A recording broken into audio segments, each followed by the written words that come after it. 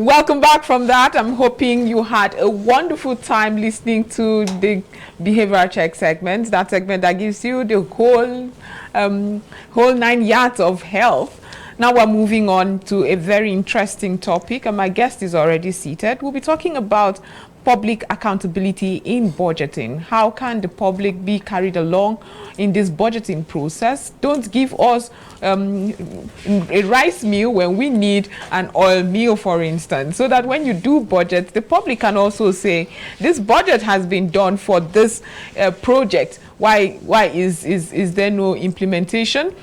All that will be discussed with my guest, who is already seated. James Akpan is his name. He's the South-South Regional Coordinator, BudgiT Nigeria. So good to have you join us.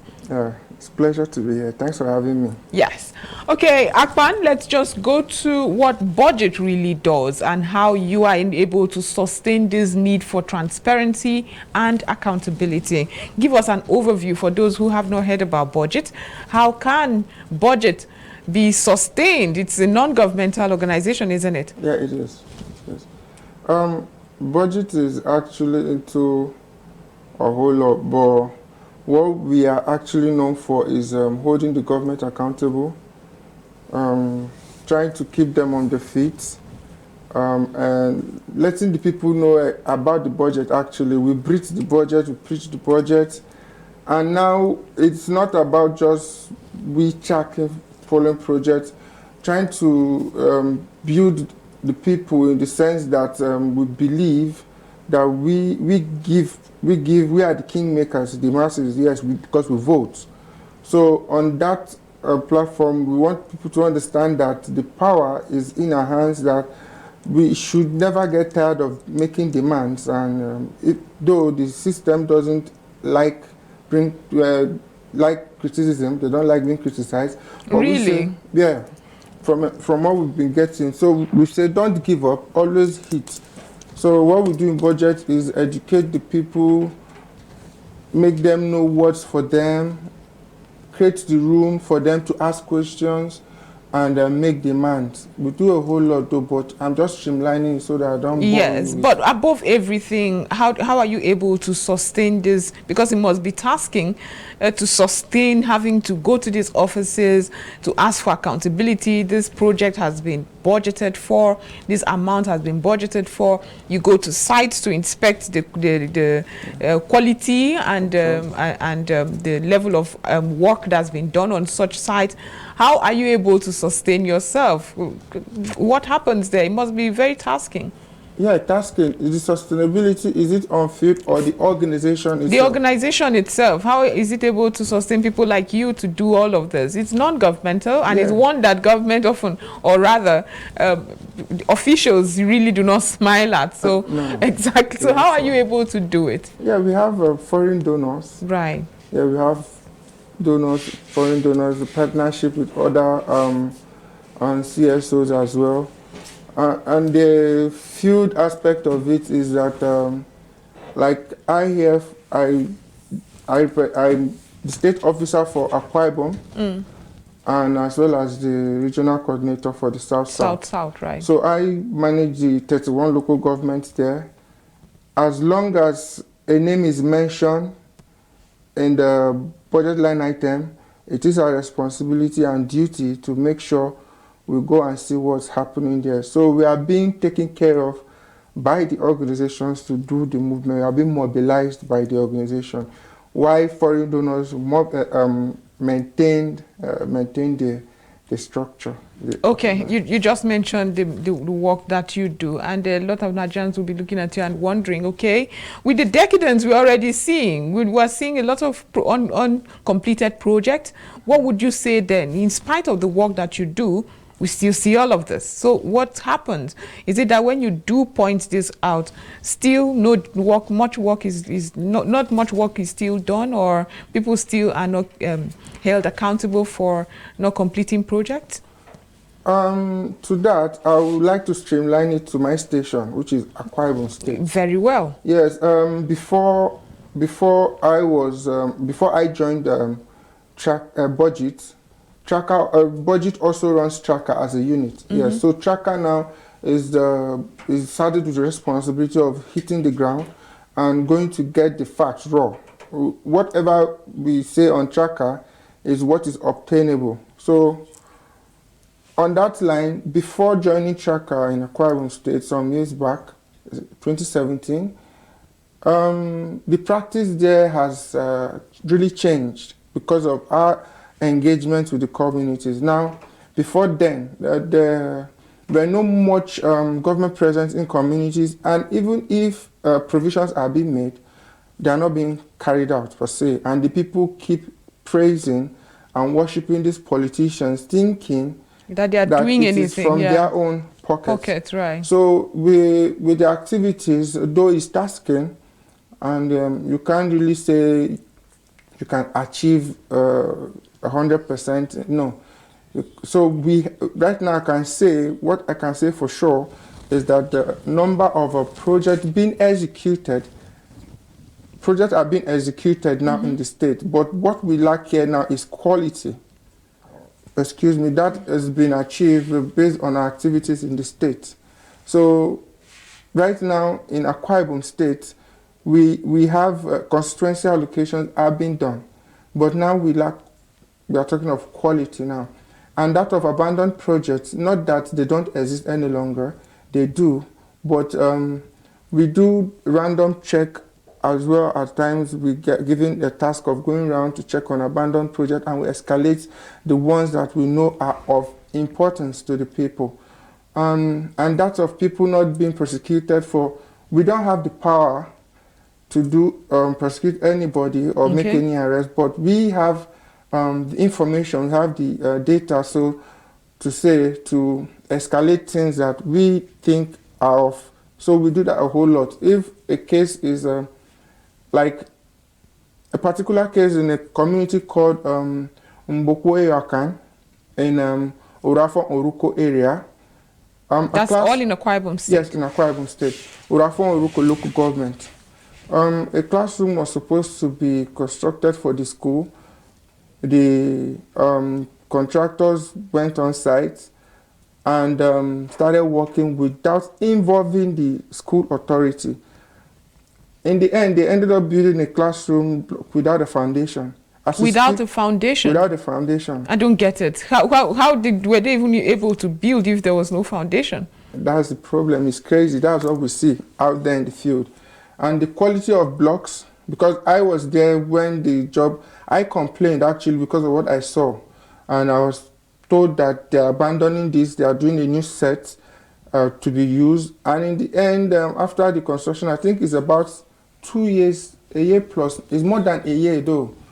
But as we speak now, that class is still under lock and key. The furniture that were provided is like a sawdust. You touch like this and it's going off. It's peeling off, right. Peeling off, and the windows are bad, the walls are cracked. And this is supposed to be a primary school, newly constructed. Yes. I can't remember the figure now, so I don't want to call a wrong one, right? Yeah. So, but the head of the school, the headmistress, rather, said she won't let anybody's kid into that because she doesn't want to be held responsible. This might collapse any day. That's just one out of a whole lot. So at times like this, you just said that you escalate it. What does escalate it mean for you? Bringing it to the public. We mention names because it was facilitated by someone, and government have made payments to ensure that indeed that work is done. Yeah, so by escalating is blowing it up into social media space, and also making people or calling them saying that we are aware of this. We also make we work with ICPC and right, EFCC. Other anti-graft agencies. Yeah, tagging we will get there, but I would just like to know, when you do blow it up, do you have community support? Does that community support also go a long way? Yeah, actually, in the period of following that, I had a town hall meeting with the village head and his council members. They are learned people, real learned people, and they are very, very concerned and want to know what's happening. And They are very, very supportive, and yes. So how far can their support go? Because for me sitting here, I just want the job to be done. Because like it said, if everyone sweeps the front of their homes, the whole country will be clean. So what does their support do? So what the community heads come together to say, you're right, this project has been earmarked and paid for, and work hasn't started, work is done shabbily. So what that happens? How are they able to ensure that indeed those that are saddled with the responsibility to get it done, indeed do get it done? Yeah, there's a limit to what we can do, like I said before. I mean, the community heads, what are they? What? Okay. Yes, I'm coming there now. So what we do is we advise them, because if a community does not welcome you, nothing you can do. So first, we are welcome in a town hall. We talk. We advise them to write letters to their representatives, which they have done. Right. The letters now is demanding the status of the project. And we also let them know that, yes, these people are not ghosts. They are your sons and daughters. Before going to the office, they must have come to you, beg for votes. So there's a link to them. So we can help you facilitate a particular one, while on your own capacity, you do yours. So it's sometimes it's a 50-50 thing, because in Nigeria, let's not deceive ourselves. We are trying, but it's not something. It's not. Yeah, yes, like it's not like pepper, like they often say. It doesn't. The results are not as fast as it should be. So the response is them, yes, doing what you advise them to do, and yes, they keep on calling to know what's happening, because we push the cause. So we can only push, but we cannot force the response. Right. So we wait patiently. If we don't get, we still keep pushing. That is why our global director will say, person of Mr. Shehu Onigbide, will say, keep asking, never get tired, even when you don't get answers. So that's what we keep doing. Okay. Yeah, so now let's talk about your collaboration with anti-graft agencies. Okay. We've often looked at several policies that are supposed to be implemented, and we say, I mean, where is the government in this? The government's anti-graft agencies, who should champion this thing and ensure that people who probably have defrauded government are indeed called to book. So does it sometimes feel like you're overlapping when you relate with these anti-graft agencies? No, not overlapping to say. Actually, we don't overlap. We are always within do I call it perimeter or of civil society? Of civil society, yes, right? Yes, so we don't overlap. So what we do is, yes, what we work with is a public document. The budget is not anybody's private property, because it's been funded by I pay tax every month. Just like I do. Painstakingly. And I don't enjoy it. So why should I shy away from asking you difficult questions?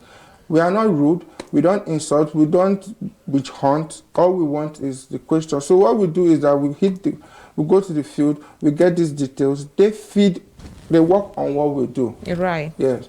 So there are instances where like I said, we can only blow it up, and we cannot force them to act. They act on what they feel like acting on. And we've recorded success around the states, even here in Akwa Ibom, where some machines were supposed to be delivered to some cottage hospital, but were diverted. Diverted? Yes, and it's online, it's on Twitter, on X, sorry. Right, on X. Yes, X. So we've done a whole lot with them. So let's talk about this story of diverted equipment for a hospital. Yeah. What happens there? Who diverted what and why? What's the justification? Is it something that we can discuss? Yeah, it is. It was a cottage hospital at Esinudam. Yes, the then Senator, Senate President. That was his constituency, yes. So then it was recovered by the ICPC. It was based on our activities on ground. Then the stories are online though. So there are other places where other senators they get to hide. I've forgotten the state, but it's in the eastern part. Hide equipment, empowerment equipment, which is like a canapé, grinding machines and all that. So after my colleague went in, did this thing, we did our reports, and then EFCC, ICPC went in, the guys went in and they busted the whole thing and they got it out. Yeah.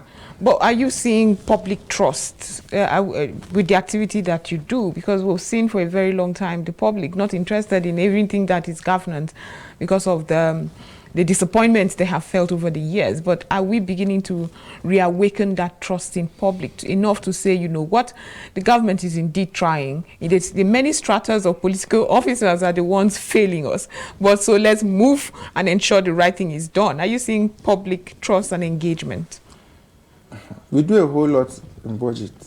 I must beat my chest, but that public trust of a thing is very, very difficult. Just like when you say you take a new note, you squeeze, even if you iron from now and start it has tomorrow, been squeezed, yeah. exactly. So the thing there is they don't know, it's difficult even with our activities and like a community without a road, for instance, and activities and engagement and end up getting a road done in the community, a school without an ICT center, or they're about to be denied the supply of these computers, and we help them do a whole lot and all that. But when you discuss with them, you see they don't, the willingness, that trust is not there.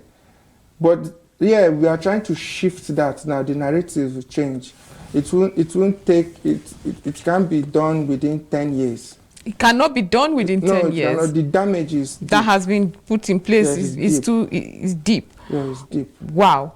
So if you have to say even what can be done in getting public trust, what would you say the government from all stratas should start doing? Because you must admit that after these elections that just passed, you saw that Nigerians are no longer, elections are no longer like we've known it. We are seeing people who are more interested.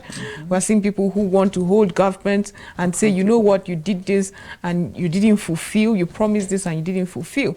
What would your suggestion be for political leaders, especially as 4 years is just by the corner? To gain the trust of the public.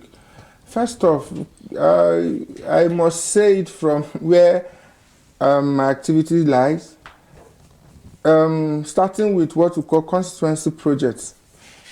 If you want to get the trust of the public, the masses, development, no matter what level it takes, it should involve you asking the people what they need. That's needs assessment. The needs assessment should form the basis of the budget as it is. In what sense? The development should come from the bottom to the top, not from the top to the bottom. Right. You knowing where I stay does not make you or does not give you the right to know what I should get. You should talk to me first. There should be town halls. These town halls now will bring the government closer to the people. From those town halls now, suggestions should form the basis. If a community is in need of water, water should be provided. And that water being provided, the information of the payment, the allocation should be made public. Although we have tools that make all these figures public to really boost the trust of the masses. Government should work more on that, which is govspend.ng. Exactly. Yeah, I learned about that platform as well. Yeah, it gives you everything that has to do with the date of the payment. If it was paid into an individual account, you know. If it was paid into an organization, you will know. So now, the whole thing that will bring the trust is inclusiveness. Let the policies be people-oriented, you know.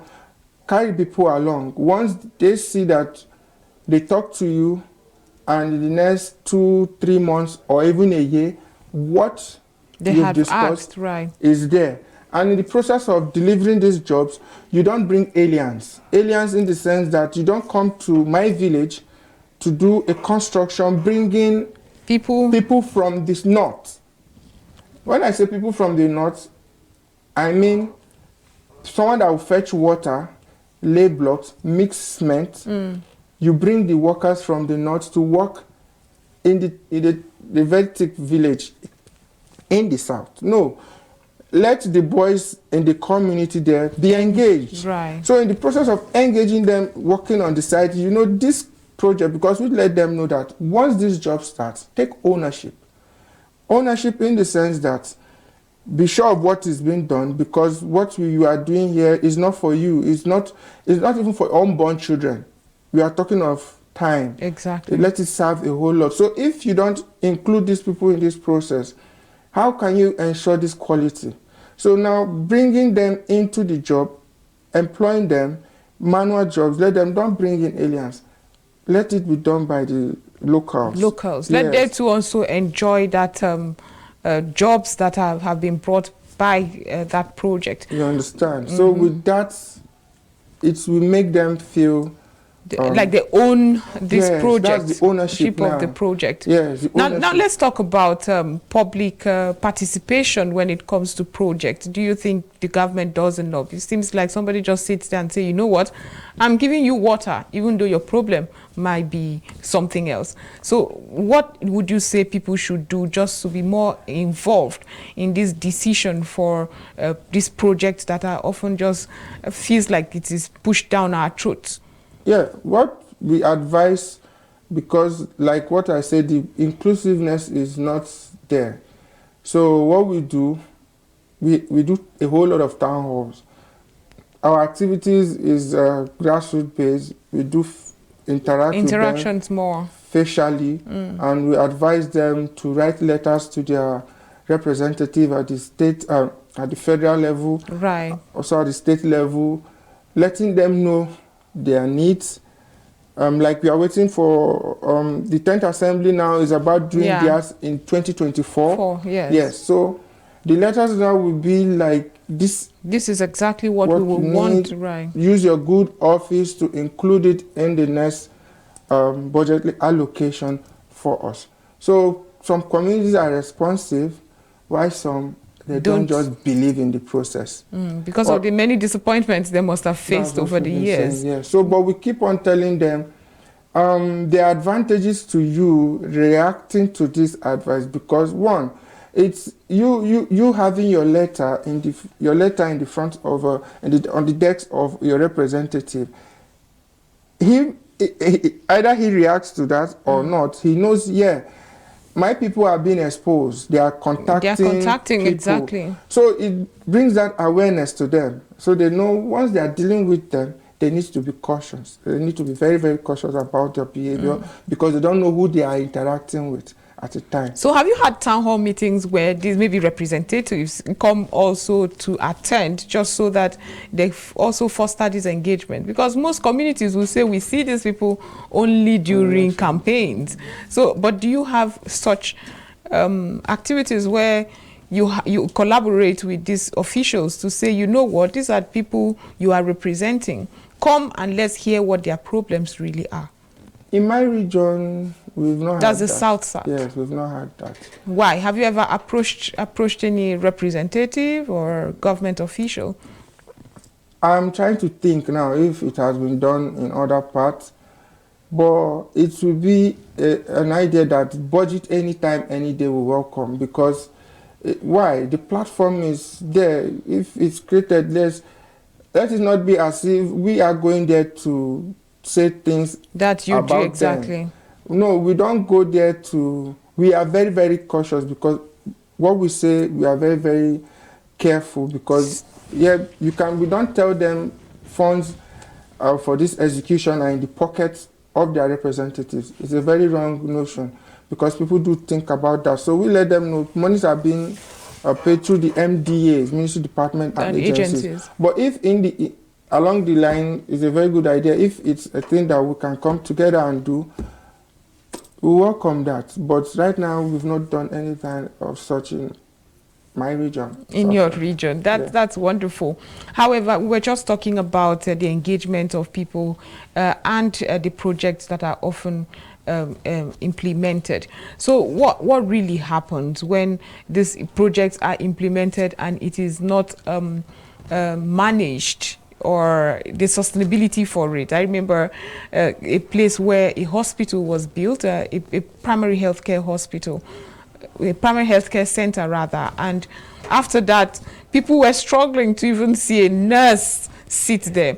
So it's one thing to have this project indeed being done, but the sustainability, does budget also foster sustainability, evaluate this project afterwards? Yeah, we do evaluation check on some projects, although what we have based on experience in the past, projects you see is not what can really boost like an employ manpower. It's not a project that you say, okay, can it give 10 youth employment, or to say how does it run. But in the long run, some of the projects like what do I call it now? Some of the projects now, they lack sustainability. Like there's this one, the former governor of the state, somewhere in the local government. That's Akpan Ibom State. Yes, the former governor Emmanuel Udom. Yes, the wife commissioned is it a cassava mill or something, where they process cassava and oil and all that, somewhere in Nini. And the day she was commissioning it, I happened to be in the area to see the king, the paramount ruler of that time. I think he's late now, to interact with him on some issues. And I saw the ceremony was going on. I think after a year or two, something took me to that area again, and I went to that site where that is abandoned. So there's no follow-up. Maintenance culture in Nigeria is close to zero. But that's also when facilities that are not necessary or not a priority for the community is erected. So that is it. So if issues are not prioritized, you get to do things just for photo ops and all that, and cheap political points. You get facilities abandoned without it being utilized. Yes, there are several like that across the country, really. Yeah. So would you suggest a better town hall meeting? Is it even possible? Because I know within the mandate of those representatives, in both houses, of course, Senate and the House of Representatives, they are mandated to have intermittent town hall meetings with their constituents, just so that they keep abreast with what is going on. But how can we ensure this indeed happens? It's a gradual thing. It's what BudgiT can initiate. Yeah, it's a gradual thing. Like what they normally do, so they call it constituency briefing.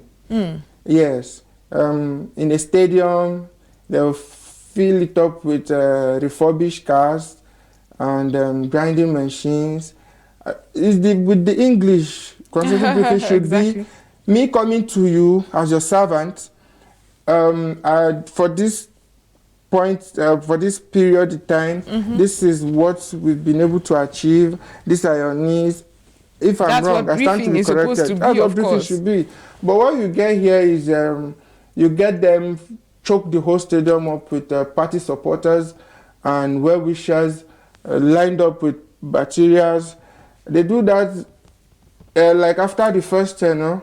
They are interested in running for the second one. Yeah, they'll now use that one and get a soft landing, settle the tops in wards, in units and all that, giving the youth refurbished cars, mini buses, Okada, Keke, and the women now to settle the market women with all those things are gotten from what do you call it now? Empowerment allocations. Yes, exactly. So the people or the locals now will think, oh, this is love, you know. Exactly. So they don't do that. They don't interact with these people except they need the vote. But it's what BudgiT can do. If they will be able to come out and we sit in a table with their own community members to listen to them, it will go a long way. It will make people trust the government. Exactly. It will bring, because this whole thing is a psychological thing. Exactly. So when the government says today is Monday, they'll say yes, it's true, without even checking. Because now that distrust will not let them. Yeah. They will now have to check the time to be sure that it is indeed Monday. Yeah. So can you like to share times when it's been dangerous? Have you faced challenges in trying to get accountability and transparency? What are the risks really in what you do? It's very, very risky.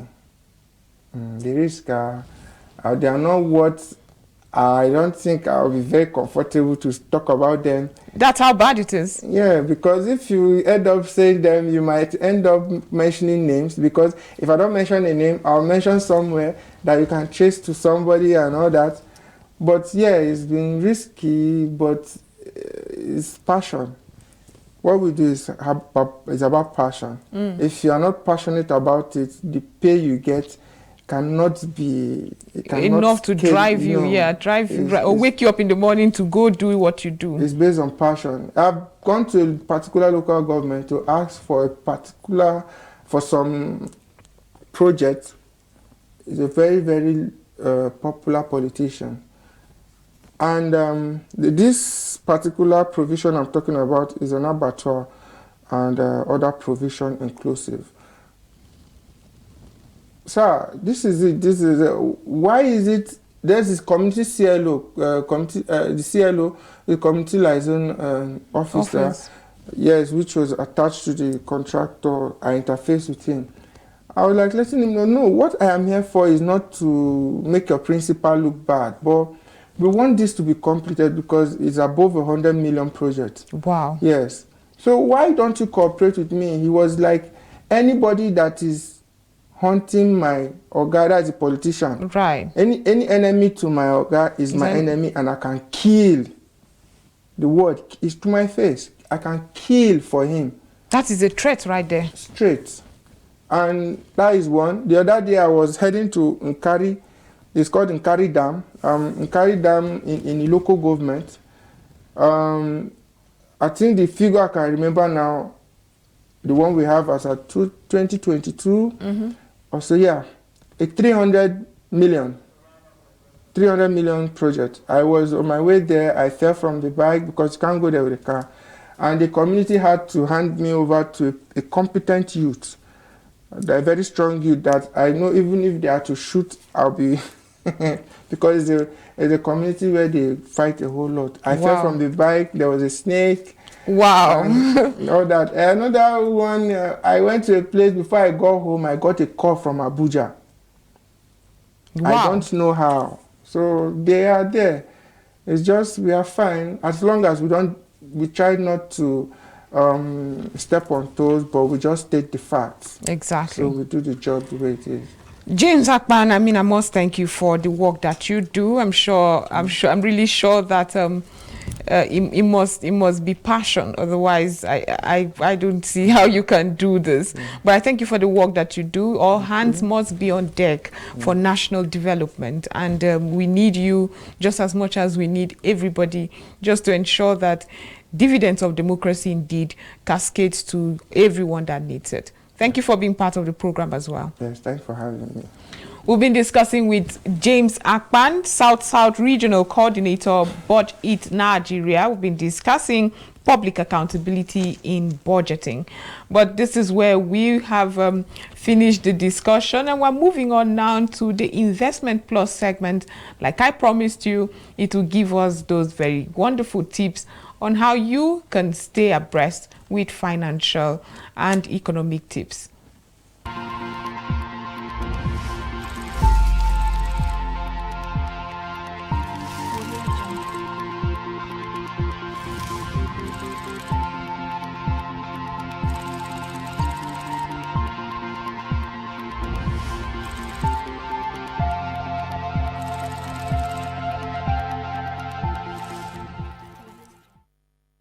Hello and welcome to another episode of Investment Plus. Today we're talking a bit about a wider topic, and it's about how 4 ways to transform your life in 6 months. So if you're seeking to transform your life financially, this 4 ways is going to help you. Transformation, you must know, is not an overnight process. But with consistent effort and dedication, you can actually make significant changes in your life, regardless of what aspects. But today we're looking at your finances. So let's dive into the steps that will guide you towards your desired transformation. Step 1 is to set clear goals and create a plan. You need to define what you want to achieve in the next 6 months. What are the goals? You have to set clear, specific, measurable, attainable, relevant, and time-bound goals. I'm sure you know about the SMART acronym. Once you have your goals clearly set up and all that, you need to create a detailed plan with actionable steps. I call it the SMASH acronym. Once you set a goal, you make a plan to achieve that goal. What are the action steps you need to take? What are the plans you need to put in place, the things you need to do to achieve them? You set that up and then you can hit that goal. So break that goal. For example, if you want to, transform your finances, and one of the things you want to achieve is to be debt-free in 6 months, what is the goal? How much do you owe? How much is it that you want to pay down? You may not be able to pay everything down in 6 months, but what is the amount? You determine that amount. 6 months time, I'll reduce my debt by 500,000. You then come into today and break that big 500,000 down into smaller amounts that you can afford to pay on a monthly basis. Now, this will help you provide structure and direction as you work towards your desired goal of paying down 500K at the end of the month. Step 2 is to cultivate a growth mindset. You must embrace the belief that you can create, improve, and develop anything through hard work and dedication. So focus on what you can control, such as your spending habits, you have control over that. Savings rates, you have control over that. And investment strategy is all in your control. Rather than fixating on external factors, the economy, my uncle that didn't help, my daddy, my mommy, the school I went to, the house I grew up from, why was I not born rich, and all of those things. Those are external factors that you actually don't have control over. Embrace challenges as opportunities for growth. Seek knowledge, experiment with different strategies, and celebrate progress along the way. Step 3 is to start investing right now. Right now, as you're watching this show, pick up your phone, get on an investment app, and start your investment journey. There's a saying that the journey of 1,000 miles begins with the very first step. You must overcome the fear of investing and recognize it as a powerful tool for your financial growth. There is no way you want to create wealth without investment, because what is investment? It is multiplying your 1,000 to become 2,000, to become 3,000, to become a billion. There is no way you want to grow money without getting on the journey of investing. So take the time to research, learn about different kinds of investments, government bonds, stock markets, whatever it is, real estate, learn about them. Choose the ones you like, and then start from where you are and allow the power of compounding interest to work in your favor. Now, by starting early, your investments will have more time to grow and compound over the years. And trust me, the power of compounding interest is said to be the 8th wonder of the world. Step 4. Practice self-care and prioritize your well-being. If you're not healthy, you can't create wealth. So transforming your life requires energy, focus, consistency, and resilience. And that's a lot on you. So you must take care of your physical, mental, and emotional well-being. You must engage in self-care activities like exercise, meditation, journaling, or spending time in nature. Whatever it is that works for you, you know it already. You need to practice those things. You have to live healthy and say no to activities or situations that drain your energy or cause unnecessary stress to come to you. Remember that taking care of yourself is vital for sustainable personal growth, even in your finances.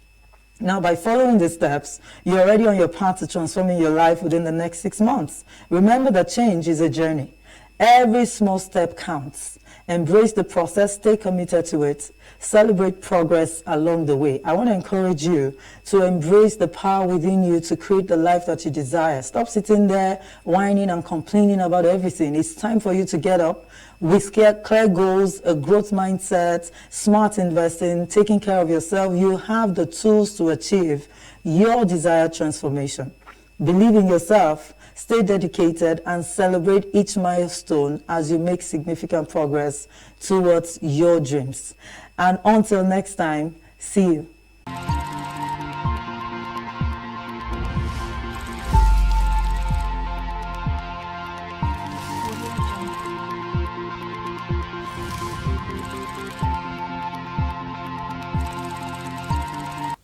Welcome back from that. I hope you got those very important tips from the Investment Plus segment. I'm happy you stayed true to see us to the end of ASO Morning today, and I'm hoping that you took home several lessons from all the segments we gave you and all the conversations we also had on today's edition. But this is where we round it up on ASO Morning. So do have a wonderful Monday. Be productive. My name is Joy Asoye. Have a wonderful day.